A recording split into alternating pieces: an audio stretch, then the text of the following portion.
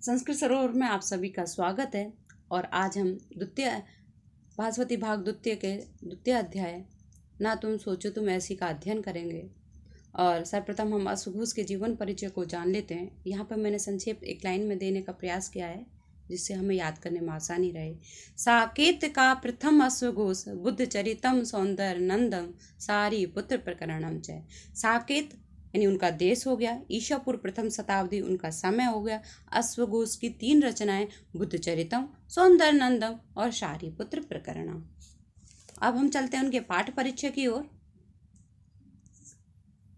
संस्कृत साहित्य में जो अश्वघोष है उनकी गणना भास एवं कालिदास जैसे उच्च कोटि के महाकवियों में की जाती है।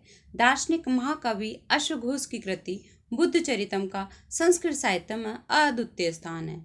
अश्वघोष का लक्ष्य बुद्ध के उपदेशों को काव्य के माध्यम से जनसाधारण तक पहुंचाना था। प्रस्तुत पाठ बुद्ध चरितम के 6ठे सर्ग से संकलित है। इसमें जब सिद्धार्थ यानी बुद्ध के बचपन का नाम है महावीर निष्क्रमण के लिए गृह त्याग करते हैं, तब सारथी छंदक उन्हें भार्गव आश्रम तक पहुंचाते हैं। वे वहां से आगे अकेले जाने का ही निश्चय करते हैं। छंदक को राजमहल की ओर लौट जाने के लिए कहने से पूर्व वे उसकी स्वामी भक्ति की प्रशंसा करते हैं। साथ ही परिवार एवं प्रजाजनों की चिंता को दूर करने हेतु उनके लिए कहे संदेश में वे मोक्ष प्राप्ति को अपने गृह त्याग का पावन उद्देश्य के रूप में स्पष्ट करते हैं। और अब हम देखते हैं श्लोकों के अर्थ को। ततो मुहूर्त अभ्युदते जगत चक्षुषी भास्करे भार्गवस्य आश्रम पदम स ददर्श निरिणाम वर्ग। तत् मन इसके बाद, मुहूर्त माने अभ्युदते मतलब कुछ समय बाद, अभ्युदते माने उदित हो जाने पर, जगत चक्षुषी संसार की आंख है, भास्कर है सूरज, भार्गवर्ष आश्रम भार्गव ऋषि के आश्रम को, स माने उसने सिद्धार्थ के लिए आ रहा है, ददर्श माने देखा, निरिणाम माने मनुष्यों में, वर माने श्रेष्ठ। अब इसका अर्थ देखते हैं। तत् ततः माने उसके बाद, निरिणाम वर मनुष्यों में श्रेष्ठ, स माने उसने, जगत चक्षुषी संसार की आंख यानी कौन है संसार की आंख, भास्कर सूरज, मुहूर्त अभ्युदते उदित हो जाने पर, भार्गवस्य आश्रम पदम ददर्श भार्गव ऋषि के आश्रम को देखा। मनुष्यों में श्रेष्ठ उस राजकुमार सिद्धार्थ ने कुछ क्षणों के पश्चात जगत की चक्षु स्वरूप भगवान भास्कर के उदित होने पर यानी सुबह हो जाने पर भार्गव ऋषि के आश्रम को देखा।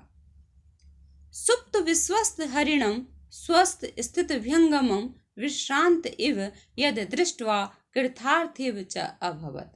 सुप्त विश्वस्त हरिणम, सुप्त माने सोए हुए, विश्वास के साथ, हरिणम माने हिरणों को, यानी यहाँ पे जो आश्रम में हिरण आदि उनका कोई शिकार नहीं करता, वो इसलिए विश्वास के साथ वहीं सो रहे आसपास ही, कोई उनको चिंता नहीं है। स्वस्थ स्थित विहंगमम, अपने आप में स्थित पक्षियों को, यानी किसी भी थकान या किसी भी मतलब परेशानी से रहित होकर अपने आप में स्थित हैं, ऐसे उन पक्षियों को।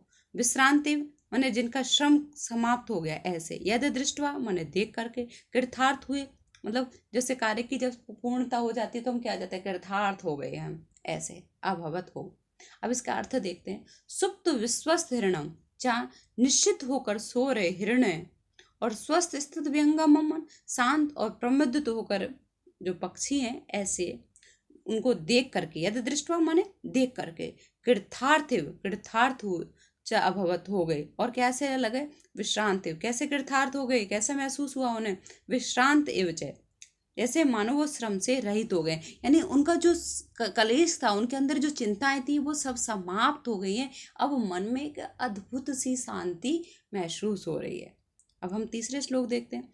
स विस्मय निवृत्त्यार्थम तप पूजार्थम एव च स्वाम चानुवर्तिता रक्षण अश्वपृष्ठात् अवतरत।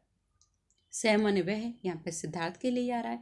विस्मय निवृत्ति अर्थ है, इसका अर्थ है अपने आश्चर्य की शांति के लिए। तप माने तपस्या, पूजा अर्थमेव च पूजा आदि कार्यों के लिए, स्वम माने अपने द्वारा, अनुवर्तिता माने अनुसरण किए जाते हुए, रक्षण माने रक्षा करते हुए, अश्वपृष्ठात् घोड़े की पीठ से, अवतरत च उतरे, च माने और होता है। अब इसका अर्थ देखते हैं। विस्मय निवृत्ति अर्थम, अपने आश्रय की समाप्ति के लिए, तप पूजार्थम एव च, तप और पूजा आदि कार्य के लिए,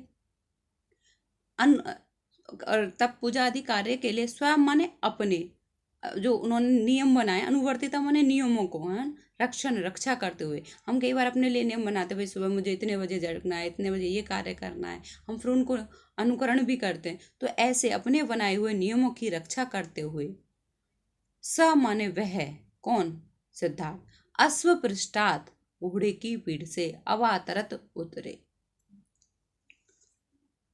तो क्या कह रहे हैं, अपनी उत्सुकता को दूर करने के लिए, प्रातःकालिक तपस्या पूजा करने के लिए, अपने नित्य आचरण की रक्षा करते हुए वह राजकुमार सिद्धार्थ घोड़े की पीठ से उतरे। अब हम इसके अभ्यास प्रश्न देखते हैं इन तीनों श्लोकों के। तो पहले एक पदेन है, तत् अभ्युदते भास्करे स किम ददर्श, उस सूर्य के उदित होने पर क्या देखा उन्होंने, आश्रम पद देखा। आश्रम पदम कस्य आसीत, आश्रम किसका था, भार्गवस्य। आश्रम पदम की दृश्यमाशित कैसा था, स्वस्थित विहंगम। अपूर्ण वाक्य ने तो उत्तर भी पूर्ण वाक्य में ही देने होंगे। आश्रम दृष्टवा स क इव अभवत, आश्रम को देखकर वो कैसे हो गए, आश्रम दृष्टवा स कृतार्थे विश्रांति च अभवत। स किमर्थम अश्व पृष्ठाद अवतरत, स विस्मय निवृत्त्यार्थम तब पूजार्थम एव च अश्व पृष्ठाद अवतरत। निर्देश अनुसारम उत्तरत है। सहति सरनाम पद कस्मै प्रयुक्तम, बुद्धाय, अथवा कह सकते हैं सिद्धार्थाय। भास्करे इति पदस्य विशेषणम अत्र प्रयुक्तम, जगत चक्षुषी। देखिए भास्करे यहाँ पे विशेष्य है और जो भास्कर यहाँ पे विशेष्य है और जगत चक्षुषी विशेषण है। श्रेष्ठ इति अर्थे अत्र किम पदम प्रयुक्तम, श्रेष्ठ इति अर्थे यहाँ वर शब्द आया है। अवातरत इत क्रियापद से कृतिपदम अत्र प्रयुक्तम, इस क्रिया का कर्ता कौन है यहाँ पे, सिद्धार्थ है। अब हम अगले श्लोकों का अर्थ देखते हैं। अब तीर च स्पर्श निस्तीर्णम इति वाजिनम छंदकम च अवृत प्रीत स्नापयन एव चक्षुषा। अब तीर माने उतर कर, च माने और, स्पर्श माने स्पर्श करते हुए, निस्तीर्णम इति तुमने पार करा दिया, वाजिनम माने घोड़ा, और छंदकम माने छंदक, यहाँ पर उनके सारथी का नाम है। च माने और, अवृत माने बोले, प्रीत माने प्रसन्नता से, स्नापयन माने आंखों में जब पानी सा भर जाता है तो स्नान सा कराते हुए, प्रेम का स्नान कराते हुए। चक्षुषा माने नेत्रों से। तो इसका अर्थ होगा अवतीर्य उतर कर, निस्तीर्णम तुमने पार करा दिया है, इति इस प्रकार, बाजीनम घोड़े को स्पर्श स्पर्श किया, यानी घोड़े को कह रहे हैं वो कि तूने मुझे उस राजमहल से या अपने मतलब उस राज्य से ला करके यहाँ भार्गव ऋषि के आश्रम तक पहुंचा दिया है, पार करा दिया है रास्ता। तो इसलिए उसको प्यार से हाथ फेर रहे हैं। और फिर क्या कि प्रीत माने प्रेम से, चक्षुष नेत्रों से, स्नापयन स्नान कराते हुए, छंदक वृत छंदक से बोले, और क्या बोले अब छंदक से बोल रहे हैं, मतलब उसके प्रति भी उनके कृतज्ञता का भाव आ रहा है कि तुमने इतना मेरा साथ दिया। अब इमम ताक्ष उपजवम तुरंगम अनुगच्छता दर्शिता सौम्य मद भक्ति विक्रम च आत्मन।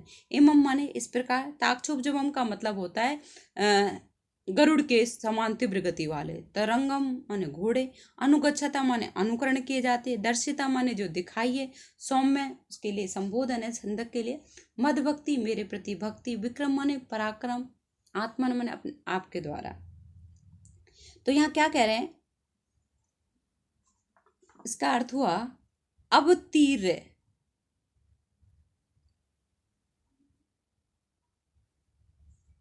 यहाँ पे इसका अर्थ होगा हे सौम्य ताक्षोपजबम। सौम्य यहाँ पे देखिए पहले नंबर पे दे रखा है, ताक्षोपजबम का मतलब हुआ गरुड़ के समान तीव्र गति वाले, इमम माने इस प्रकार या इसके समान, तुरंगम माने घोड़ों के द्वारा, अनुगच्छता अनुसरण किए जाते हुए, मतलब तुम्हारे घोड़े ऐसे दौड़ रहे थे जैसे मान लो भगवान विष्णु का जो वाहन वो है गरुड़, उसके समान तीव्र गति से दौड़ रहे थे, और आपके द्वारा मद भक्ति मेरे प्रति भक्ति, विक्रमम चय दर्शिता, और जो भक्ति और जो प्रेम दिखाया है मेरे प्रति, आपने क्या दिखाया है, जो भक्ति और प्रेम दिखाया है वो मतलब अतुलनीय है, या मतलब उसके सेवा भाव की वो यहाँ इस तरह प्रशंसा कर रहे हैं। एक बार फिर से देख लेते हैं कि हे सौम्य गरुड़ के समान तीव्र गति वाले इन घोड़ों के का अनुसरण करते हुए तुम्हारे द्वारा मद भक्ति, मेरे प्रति जो भक्ति और पराक्रम दिखाया गया है। अगला श्लोक देखते हैं। को जनस्य फलस्तस्य न स्याद् अभिमुखो जनः जनी भवति भूयिष्ठम स्वजनो अपि विपर्य। को माने कौन, जनस्य माने व्यक्ति, फलस्तस्य मतलब फल को देने वाले का, न माने नहीं होता है, स्याद अभिमुख, अभिमुख का होता है विपरीत हो जाना, जन माने व्यक्ति वही, जनी भक्ति, जनी भक्ति का मतलब होता है उदासीन।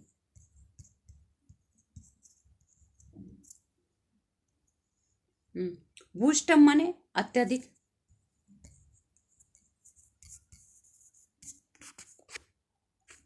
ये क्या आ नहीं पा रहा है, इधर बढ़ा दो। भूष्टम माने अत्यधिक, स्वजनोपी अपने लोग भी, विपर्य माने उल्टे हो जाते हैं। तो अब इसका अर्थ हम इस तरह देखते हैं। फलस्थस्य फल को जानने वाला है या फल को देने वाला, यहाँ पे यहाँ कहेंगे हम फल को देने वाला। जनस्य माने व्यक्ति, अभिमुख को जन ना स्यात्, अभिमुख देखिए यहाँ पे अभिमुख का मतलब होगा उसके विपरीत कौन जाएगा, अर्थात तो उसके कोई नहीं जाएगा उसके विपरीत। को जन ना स्यात् कौन नहीं होगा, मतलब उसके अनुकूल कौन नहीं होगा, यहाँ कहने का तात्पर्य है उसके अनुकूल कौन नहीं होगा, अर्थात सब व्यक्ति अनुकूल होंगे। जब हमने कोई अच्छा कार्य किया और उसके प्रतिरूप हमें कुछ और अच्छा मिले तो हमें अच्छा लगता है। तो वो यही कह रहे हैं कि फलस्थ फल को जानने वाले व्यक्ति के कौन अभिमुख को जनना स्यात्, उसके अनुकूल कौन नहीं होगा, अर्थात हर व्यक्ति उसके अनुकूल होगा। लेकिन अब क्या कह रहा है अगली लाइन में, पंक्ति में, विपर्य माने उल्टा होने पर, मतलब जब कोई हम अच्छा कार्य कर रहे हैं उसके अनुरूप हमें फल नहीं मिल रहा या कोई हमें प्रत्युपकार नहीं दे रहा, तो स्वजन अपि अपने लोग भी भूष्टम अत्यधिक जनी भक्ति उदासीन हो जाते हैं। चाहे कोई हमारा अपना ही है लेकिन हमें अच्छा नहीं मिलता तो हम उसके प्रति क्या हो जाते हैं, उदासीन, यानी हम उसके प्रति उतना उत्साह नहीं दिखा पाते हैं। अब इसके अभ्यास प्रश्न कर लेते हैं। एक पदे राजकुमार अवतीर्य कम स्पर्श, राजकुमार ने उतर कर किसको स्पर्श किया था, वाजिनम घोड़े को। स कम चक्षुषा स्नापयन अविवृत, वो आंखों में पानी लाते हुए किससे बोले थे, छंदकम छंदक से। अब पूर्ण वाक्य, तुरंगम अनुगच्छता छंदकेन का दर्शिता, घोड़ों के पीछे जाते हुए छंदक के द्वारा क्या दिखाया गया था। तो इसका अर्थ इस तरह होगा, इसका उत्तर तुरंगम अनुगच्छता छंदकेन, का की जगह यहाँ पे आ जाएगा विक्रम भक्ति च दर्शिता। फिर अगला प्रश्न हमारा, विपर्य स्वजन की दृश्य भक्ति विपरीत होने पर, यानी प्रत्युपकार की इच्छा ना होने पर, अच्छा फल ना मिलने पर अपने लोग कैसे हो जाते हैं, विपर्य स्वजन की दृश्य की जगह आ जाएगा जनी भवती। अब निर्देश अनुसार उत्तरतः अवृत इति क्रियाया कर्ता का कौन है, छंदक। ताक्षुपजम इति विशेषणस्य विशेष्य पदम किम, तुरंगम। देखिए घोड़े के लिए आ रहा है कि वो घोड़ा कैसे हैं, वो उसके घोड़े गरुड़ के समान तीव्र गति चलने वाले, तो ताक्षुपजम विशेषण है और इसका विशेष्य है तुरंगम। विमुख इति पदस्य विलोम पद अभिमुख। अश्व शब्दस्य पर्याय वाजिना। अब हम चलते हैं अपने अग्रिम श्लोकों की ओर। इति उक्त्वा स महाबाहु अनुशंस चिकीर्षया भूषणानि अभिमुच्य अस्मै संतप्त मन से ददौ। इति उक्त्वा ऐसा कहकर, स माने वह सिद्धार्थ, महाबाहु विशाल भुजाओं वाले, अनुशंस चिकीर्षया, अनुशंस चिकीर्षा का मतलब होगा प्रत्युपकार की इच्छा से, यानी प्रत्युपकार होता है उपकार के किए गए उपकार के बदले कुछ अच्छा पाने की उम्मीद में। भूषणानि अभिमुच्य, भूषणानि माने आभूषणों को त्यागते हुए, अस्मयी माने इसको, संतप्त मन से ददौ, संतप्त यानी दुखी मन से दे दिया। ऐसा कहकर उस विशाल भुजाओं वाले ने प्रत्युपकार की इच्छा से आभूषणों को त्यागते हुए और अस्मयी मन इसको यानी छंदक को दे, संतप्त मन से दुखी मन से दे दिया। फिर अगला श्लोक है हमारा, मुकुटा दीप कर्माणम मणिम आदाय भास्वरम ब्रुब्रुन वाक्य तस्थौ सादित्य इव मंदर। दीप कर्माणम, दीप कर्माणम का मतलब होता है दीपक के समान जलते हुए या प्रकाश करते हुए। भास्वरम माने सूरज के समान, मणि उस मुकुट से मतलब चमकते हुए उस मुकुट से मणि आदाय मणि को लेकर के, यानी उनके मुकुट में एक ऐसी मणि थी जिसका उजाला किसी दीपक के समान होता था। तो उस मुकुट से उस मणि को लेकर के इदम वाक्यम ब्रुवृण है, ये वाक्य बोले। और कैसे तथस्थ कैसे स्थित हो रहे थे? सादित्य मंदर एव, जैसे मंदराचल पर्वत पर सूर्य शोभा देता है वैसे ही सिद्धार्थ शोभा दे रहे थे। एक बार फिर से देख लेते हैं कि दीप कर्माणम, दीपक के समान उजाला देने वाली उस मणि को लेकर के और उस मुकुट से लेकर के इदम वाक्यम ब्रूद, इस तरह के बोले और इस तरह स्थित हुए जैसे मंदराचल पर्वत पर सूर्य। अगला श्लोक है हमारा, अनेन मणिना छंद प्रणम्य बहुसो निरपय विज्ञापयो अमुक्त विश्रम्भम संताप विनिवृतये। अनेन माने इस, मणिना माने मणि के द्वारा, बहुसो माने बहुत बार, प्रणम्य निरपय, अब वो छंदक से बोल रहे हैं कि तू उस मणि को क्या करना, राजा को देना। और बहुसो निरपय, बहुसो माने बहुत बार, प्रणम्य प्रणाम करते हुए राजा से क्या कहना, संताप विनिवृत है, संताप की शांति के लिए, यानी जो उनके अंदर एक दुख हो रहा है, एक कलेश हो रहा है कि मेरा पुत्र जो राजा बनना था और वो राजपाट त्याग करके वन की ओर प्रस्थान कर रहा है, तो उस संताप की विनिवृत्ति के लिए अमुक्त विश्रमम, कैसे उस अमुक्त विश्रमम का मतलब है जिससे उनका विश्वास ना टूटे, ऐसा कुछ विज्ञापय निवेदन करना। अनेन मणिना, हे छंदक, इस मणि के द्वारा बहुसो प्रणम्य निरपय, तो राजा को बहुत बहुत बार प्रणाम करना, यानी बहुत बार निवेदन करना। प्रणाम का मतलब है निवेदन करना, उनको समझाने का प्रयास करना। क्यों?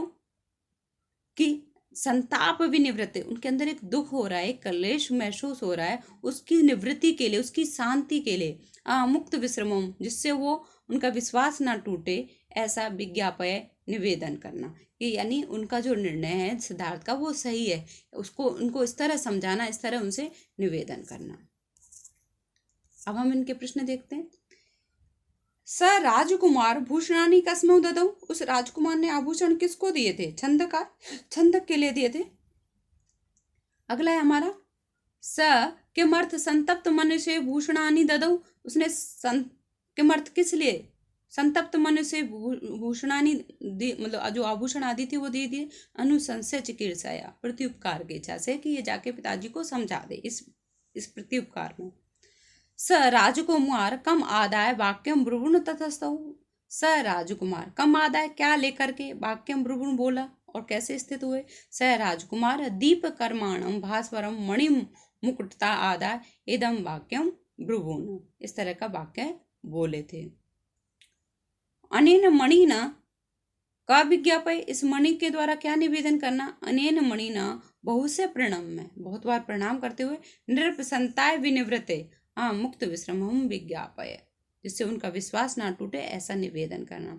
मणि इति अस्य किम विशेषणम अत्र प्रयुक्तम, भास्वरम, सूर्य के समान चमक रही थी तो भास्वरम उनका विशेषण हो गया मणि का। विज्ञापय इति क्रियापदेन से कस्य कर्म पद से संबंध, इस क्रिया के साथ किसका कर्म पद संबंध है? संताप की विनिवृत्ति के लिए। क्या क्यों निवेदन करना? जिससे उनका संताप दूर हो सके। दुखम इति पद से का पर्याय प्रयुक्त, दुख के लिए क्या पर्यायवाची आया? संतप्त। अब हम अगले श्लोकों को देखते हैं। जरा मरण नासार्थम प्रविष्टु अस्मि तपोवनम ना खलु स्वर्ग तेषेण ना स्नेहन ना मन्युना। क्या कह रहे हैं वो? ना माने नहीं, खलु माने निश्चित रूप से, स्वर्ग तेषण स्वर्ग की इच्छा से, ना स्नेहन प्यार ना मिलने की वजह से या स्नेह ना होने के कारण, ना मन्युना ना क्रोध से।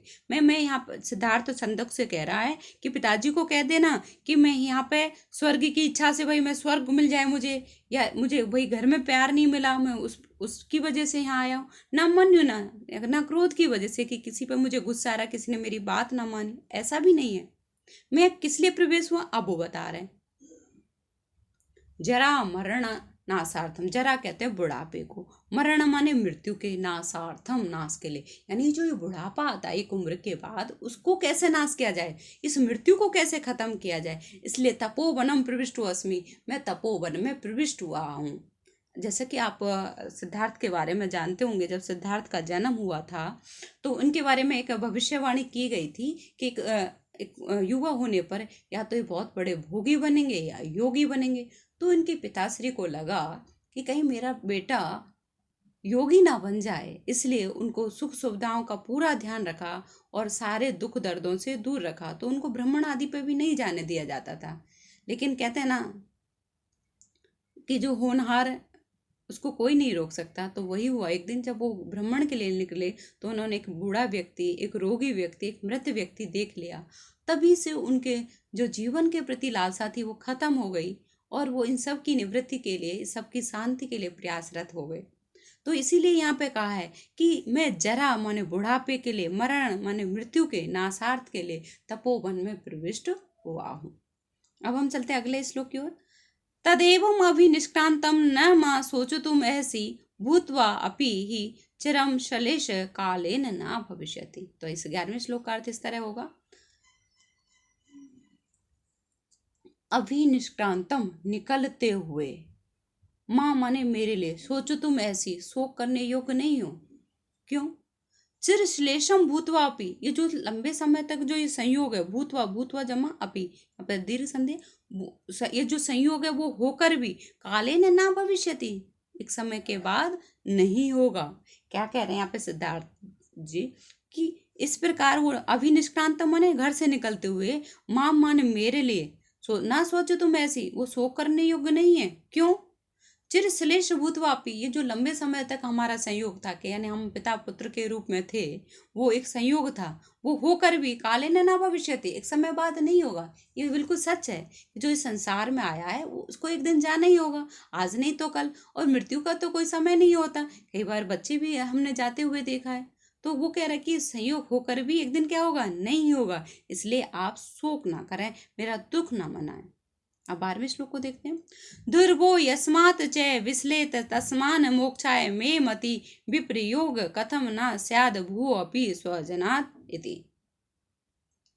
यस्मात् च, और विश्लेष, विश्लेष का मतलब यहाँ पे श्लेष का विलोम शब्द हो गया अलग हो जाना। ध्रुवो माने निश्चित है, यहाँ हम अलग होना क्या है, निश्चित है। मतलब जो संसार में आया है वो जाएगा, ऐसा निश्चित है। तस्मात, इसलिए, में मतलब इसलिए, कथम विप्रयोग, ये जो वियोग है क्यों ना हो, इति मोक्षा इति में मति, ये जो वियोग है वो मोक्ष के लिए क्यों ना हो, ऐसा मेरा मत है। तो यहाँ पे एक बार फिर से इस अर्थ को जान लेते हैं। यस्मात् च विश्लेष ध्रुव, जिससे वियोग होना या वियोग अलग हो जाना निश्चित है। तस्मात् कथम, तो तस्मात् माने इसलिए, कथम माने कैसे, स्वजनात विप्रयोग, ये जो अपने लोगों से जो वियोग है वो अपि न स्यात् है, तो होगा ही, न स्यात् ना हो, इति मोक्षाय में मति, तो इसलिए मेरा ऐसा मानना है। यानी वो ये कहना चाह रहे हैं कि जब हमारा वियोग होना निश्चित ही है तो मोक्ष पाने का जो मेरा विचार है, तो जो स्वजनों से वियोग ना हो, ऐसा भी कहा जा सकता है। मतलब ये जो वियोग है वो अच्छे कार्य के लिए हो। अगला देखते हैं हम। यद्यपि स्याद समय या तो वनवास आसीवती, अकालो नास्ति धर्मस्य, धर्मस्य जीविते चंचले सत्य। तो इसका अर्थ इस तरह होगा, यद्यपि असौ असमय वनम यात है। यद्यपि माने, यद्यपि असौ माने यह है, यानी मेरे अपने लिए वो कह रहे हैं कि असमय बने, यहाँ पे देखिए असमय माने यहाँ पे दे रखा पहले नंबर पर, असमय वन में या तो माने चला गया, इति स्यात्, ऐसा मतलब ये ठीक है कि मैं असमय, देखिए हमारे यहाँ एक उम्र को 4 भागों में जैसे बांटा गया, 25 वर्ग ब्रह्मचर्य के, फिर अगले 25 वर्ष ग्रस्त के, फिर वानप्रस्थ के, फिर संन्यास के। और वानप्रस्थ का मतलब ही होता है वन की ओर प्रस्थान। एक उम्र के बाद गृहस्थ धर्म का निर्वाह करने के बाद वन की ओर प्रस्थान कर लेते हैं, लेकिन यहाँ पे वो गृहस्थ धर्म का भी पूरा नहीं करा है और उससे पहले ही ये वन की ओर प्रस्थान कर रहे हैं। तो वो इसलिए क्या कह रहे हैं कि यस, मतलब मैं यद्यपि असमय हो, असमय मतलब समय से रह पहले ही मैं बने यात वन को चला गया हूँ, इति स्यात्, ऐसा मतलब मानना है। पर क्या कह रहे हैं, जीविते चंचले सती, जीविते माने जीवन का कैसा है, चंचल है। चंचले सती मतलब जीवन के चंचल होने पर, जीवन का कुछ नहीं पता कब है और कब नहीं है, वो चाल्यमान है। तो धर्मस्य अकाल नास्ति, तो 8वें पे क्या है, धर्म का अकालो नास्ति, अकाल नहीं है, यानी कोई अच्छे कार्य करने का कोई समय नहीं होता कि को वो मतलब हमें ये गृहस्थ धर्म का निर्वाह कर लें तभी हमें धार्मिक कार्य करने चाहिए। आपने देखा सुखदेव तो बचपन से ही धर्मपरायण थे। तो वो एक तरह से यहाँ वही कहना चाह रहे हैं कि धर्म की अच्छे कार्यों की कोई उम्र नहीं होती। यदि मैं समय से पहले चला गया हूँ तो इसमें भी आपको शोक करने की कोई ज़रूरत नहीं है। अब इसके हम अभ्यास प्रश्न देखते हैं। एक पदे स किमर्थम तपोवनम प्रविष्ट, वो किस लिए तपोवन में प्रविष्ट हुए थे, जरा मरण नासार्थम। विश्लेष कीदृश, विश्लेष माने वियोग कैसा है, ध्रुव अटल है वियोग। तो जीविते चंचले सती का नास्ति, जीवन के चंचल होने पर क्या नहीं है, जीविते चंचले सती धर्म से काल नास्ति, धर्म का काल नहीं है। अस्मि इति क्रियाया कर्ता का, अस्मि क्रिया का कर्ता कौन है, सिद्धार्थ। व्योगार्थे अत्र किम पदम प्रयुक्तम, विप्रयोग। अविनिष्क्रांतम इति विशेषणस्य विशेष्यम किम, एवं इस प्रकार निकलते हुए अब हम चलते हैं अग्रिम श्लोकों की ओर। एवं आदि त्वया सौम्य विज्ञापयो वसुधाधिप प्रे तथास्तथा चैव यथा माम न स्मरेदपि। हे सौम्य, त्वया माने तुम्हारे द्वारा, देखिए मैंने क्रम से दे रखा है अन्वय। हे सौम्य, तुम्हारे द्वारा वसुधाधिप माने वसुधा का अधिप माने स्वामी होता है। पृथ्वी का स्वामी कौन होता है, राजा। तो राजा को इस तरह का एवं आदि माने इस प्रकार विज्ञापयो निवेदन किया जाना चाहिए, यथा माने जिससे माम ना स्मरेत, मुझको वो स्मरण ना करें। प्रिय तथा मतलब प्रिय तथा यथा सा, माम ना स्मरेत मतलब वैसा प्रयास करना जिससे वो क्या ना करें, मेरा स्मरण ना करें, मुझे याद ना करें। हे सौम्य, तो तुम्हारे द्वारा राजा को एवं अपि विज्ञापय, ऐसा निवेदन क्या करना चाहिए, इस तरह प्रयास करना चाहिए। तथा प्रिय तथा इस तरह का प्रयास करना, चे एव जिससे, यथा माने जैसे कैसे भी हो, स माने वह, माम न स्मरेद मुझको स्मरण ना करें। 15वें श्लोक को देखते हैं। अपि निर्गुण्यम अस्माकं वाच्यम नरपतयो त्वया निर्गुणात् त्याज्यते स्नेह, स्नेह त्यागात् ना सोच्यते। तो क्या करें, त्वया माने तुम्हारे द्वारा, यहाँ पे पहले नंबर पे त्वया आ जाएगा। त्वया माने तुम्हारे द्वारा, नरपतौ राजा से, अस्माकम माने हमारे, नैर्गुण्यम निर्गुणता को अपि वाच्य कहा जाना चाहिए। तुम्हारे द्वारा राजा से हमारी क्या क्या कही जाए, निर्गुणता यानी गुणों के अभाव, हमारे दोषों को कहा जाए, गुणों को नहीं, गुणों का अभाव, निर्गुण्यत। क्यों, निर्गुण्यात स्नेह त्यज्यते, निर्गुण्यात यानी गुणों के अभाव में क्या होता है, स्नेह का त्याग होता है। जब हम किसी से क्यों क्रोध करते हैं, क्योंकि हमें उसके गुण नहीं दिखाई देते, उसकी अच्छाइयाँ नहीं दिखाई देती, इसलिए हमें उस पर गुस्सा आता है। और इसीलिए तो कह रहे हैं निर्गुणता से क्या होता है, स्नेह का त्याग होता है। स्नेह त्यागात ना सोचते, और जब स्नेह का त्याग हो जाता है तो दुख नहीं होता, शोक नहीं होता। तो इसीलिए कह रहे हैं कि तुम क्या करना, राजा को हमारे निर्गुणों के बारे में बात करना, हमारे गुणों के अभाव के बारे में बताना, क्योंकि गुणों के अभाव से स्नेह का त्याग होता है और स्नेह त्याग से शोक नहीं होता। अब हम चलते हैं इनके दोनों श्लोकों के अभ्यास को करते हैं। एक पदेन उत्तरत है, त्वया वसुधाधिपति किम विज्ञापय, तुम्हारे द्वारा राजा को क्या निवेदन करना है, किम विज्ञापय एवं अपि इस प्रकार का निवेदन करना। त्वया नरपतौ किम वाच्य, तुम्हारे द्वारा राजा को क्या कहना चाहिए, निर्गुण्य पूर्ण वाक्य, निर्गुण्यात का तज्यते, निर्गुण्यात स्नेह तज्यते, मतलब गुणों के अभाव में क्या होता है, स्नेह का त्याग। स्नेह त्यागात किम भवति, स्नेह त्यागात ना शोच्यते, शोक नहीं होता है। त्वया इति सर्वनाम पद कस्मै प्रयुक्तम, छंदकाय। राग का पर्याय अत्र प्रयुक्त, वसुधाधिप। घृणा शब्द से किम विलोम पद अत्र प्रयुक्त, स्नेह। अब हम करते हैं जो पाठ के प्रश्नोत्तर जो दे रखे होते हैं अंत में, वो वैसे तो हमने सभी श्लोकों का यहाँ पे अभ्यास कर लिया, लेकिन ये भी बहुत जरूरी है तो इनको भी देख लेते हैं। अयम पाठ कस्मात् ग्रंथात् संकलित बुद्ध चरितात्। बुद्ध चरितस्य रचयिता क अस्ति? बुद्ध चरितस्य रचयिता अश्वघोष। निरीणाम वर क अस्ति? मनुष्य में श्रेष्ठ कौन है? सिद्धार्थ। अश्व पृष्ठात् क अवतरत? सिद्धार्थ। स्नापयन चक्षुषा प्रीत क अवृत? आंखों से मतलब प्रेम का रस बहाते हुए कौन बोला था? सिद्धार्थ। अब पूर्ण वाक्य देख लेते हैं। स्वजनस्य विपर्य का स्थिति भवति? स्वजनस्य अपने लोगों के विपरीत होने पर क्या स्थिति होती है? स्वजनस्य विपर्य स्वजन भूष्टम जनी भवति, उदासीन हो जाते हैं। माँ भाऊ संतप्त मन से किम ददऊ? माँ भाऊ ने विशाल भुजाओं वाले सिद्धार्थ ने संतप्त मन से क्या दिया? भूषणानी। तो माँ भाऊ संतप्त मन से भूषणानी ददऊ। ग बुद्ध किमर्थम तपोवनम प्रविष्ट? बुद्ध तपोवन में किस लिए प्रविष्ट हुए? बुद्ध जरा मरण नासार्थम तपोवनम प्रविष्ट है। घ देखिए, तुम कीदृश्य माम ना सोचो तुम ऐसी, तुम किस लिए शोक करने योग्य नहीं हो। यहाँ क्या कह रहे हैं?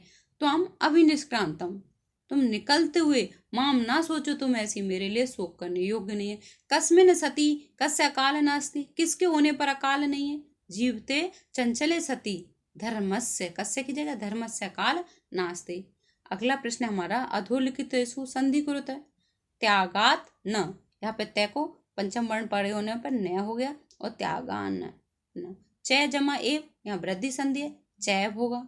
विश्लेष जमा तस्मात, यहाँ विसर्ग संधि है, यहाँ पे तय का उच्चारण स्थान दंत है तो इसको दंत सकार हो गया, विश्लेष तस्मात हो गया। न जमा अस्नेहीन, न स्नेहीन दीर्घ संधि है। बहुसा जमा निरपह, यहाँ विसर्ग संधि है और इसको विसर्ग को ओ हो गया तो बहुसो निरपह।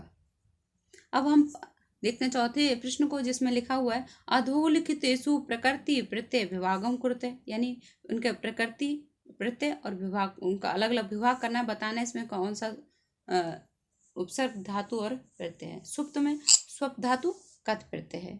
विश्रांत में विसर्ग श्रम धातु कथ प्रत्यय है। दृष्टवा में दृश्य धातु कत्वा प्रत्यय, कत्व में त्वा शेष रहता है। अवतीर है अवोपसर्ग त्रि धातु लेप प्रत्यय। देखिए कत्व और लेप दोनों एक ही अर्थ में आते हैं, कर के अर्थ में, लेकिन लेप प्रत्यय के आगे उपसर्ग का होना बहुत जरूरी है। भूइष्टम भू धातु यक प्रत्यय, यक धातु यष्टिन प्रत्यय। आदाय आ उपसर्ग दा धातु लेप प्रत्यय।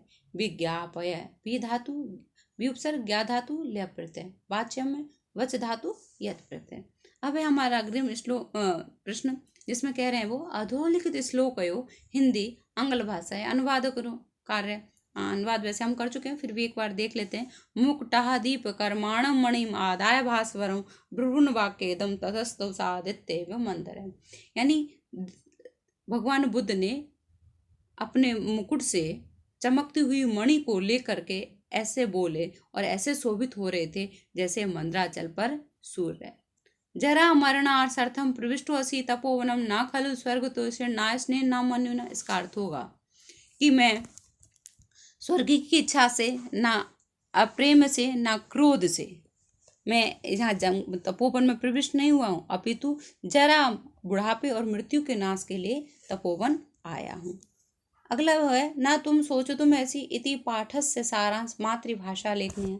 तो इस पाठ का सारांश ये है कि जब सिद्धार्थ महानिष्क्रमण के लिए घर से निकलते हैं तो अपने प्रिय सारथी छंदक जो उनका भक्त भी है, और वो उसके साथ भार्गव ऋषि के आश्रम में पहुंचते हैं। भार्गव ऋषि के आश्रम में पहुंचकर वो घोड़े और छंदक के प्रति अपने प्रेम को व्यक्त करते हुए और उसको एक ऐसी मणि देते हैं जो चमकती है, और उस मणि को देते हुए कहते हैं कि तुम पिताजी से बार बार निवेदन करना जिससे वो दुखी ना हो, और उनको मेरे तपोवन का उद्देश्य समझाते हुए, और इस तरह समझाना जिससे वो शोक ना करें, मेरे गुणों का वर्णन ना करके अवगुणों का ही वर्णन करना जिससे उन्हें शोक ना हो। और इस तरह वो छंदक की भी पूरी प्रशंसा करते हैं। रिक्त स्थानानि पूर्यते ना तुम ऐसी, तुम किसके योग्य नहीं हो, सोचो तुम ऐसी। देखिए यहाँ पे श्लोक की पंक्ति आई है वो हमें पूरी करनी है। स ददर्श आश्रम पदम, उसने किसके आश्रम को देखा, भार्गवश। स विस्मय निवृत्तियार्थम, और तब पूजार्थम एवं च अवातरत घोड़े से उतरे थे। जनी भवति भूष्टम स्वजनो अपि विपर्य। अकालस्य नास्ति धर्मस्य, धर्म का काल नहीं होता है। अब हम देखते हैं विशेषण और विशेष्य को। यहाँ पे हम मिलाते हैं विशेषण और विशेष्यों को। विशेषण कहते हैं जो शब्द, संज्ञा और सर्वनाम की विशेषता बताते हैं वो विशेषण कहलाते हैं, और जिसकी विशेषता बताई जा रही है वो विशेष्य कहलाता है। तो यहाँ हम देखते हैं भास्करे, भास्कर कैसे, सूर्य के लिए तो क्या है भास्कर है, जगत चक्षुषी, संसार की आंखें हैं। जन अभिमुख, मणि भास्वरम चमकती हुई मणि, इसके लिए आया था। जीविते चंचले, माम मेरे अभिनिष्क्रांतम निकलते हुए, तो ये माम के साथ अभिनिष्क्रांतम हो गया। अब हम करते हैं नवा प्रश्न। इसमें क्या कह रहा है, उदाहरण अनुसार विग्रह पदानि आधृत्य समस्त पदानि रचित है। यहाँ पे समास विग्रह दे रखा है और हमें समस्त पद बनाना है। न स्निग्ध का क्या बना, अस्निग्ध। आदित्य न सह का क्या बनेगा, सादित्य। फिर है स्वर्गाय तरस, तो स्वर्ग तरस।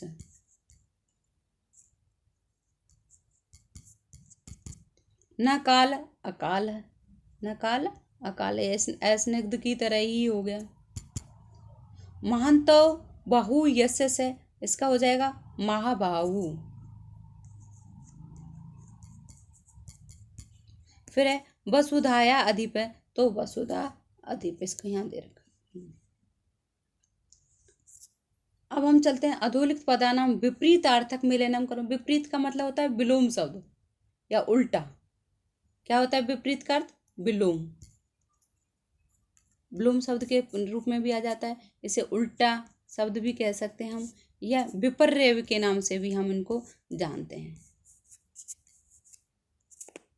अब यहाँ पे हमें देखना है सुप्त माने क्या होता है, सोया हुआ, और जागृत माने जागा हुआ। सुप्त का क्या हो जाएगा, जागृत है। अब तीर माने उतर कर होता है, और आहारू माने चढ़कर। स्वजन माने अपने लोग, और परजन माने पराये लोग। निरप माने होता है राजा, और इसका विलोम शब्द हो जाएगा रंक। ध्रुव माने अटल, मतलब जो चीज स्थिर है। ध्रुव का मतलब क्या होता है, अटल या स्थिर रहने वाली कोई चीज, और इसका क्या हो जाएगा, चंचल। तो इस तरह ये हमारा पाठ पूर्ण हुआ। और आपको मेरा ये वीडियो पसंद आता है तो प्लीज़ लाइक करें, सब्सक्राइब करें और अपने फ्रेंड्स के साथ शेयर करें। आप सभी को धन्यवाद।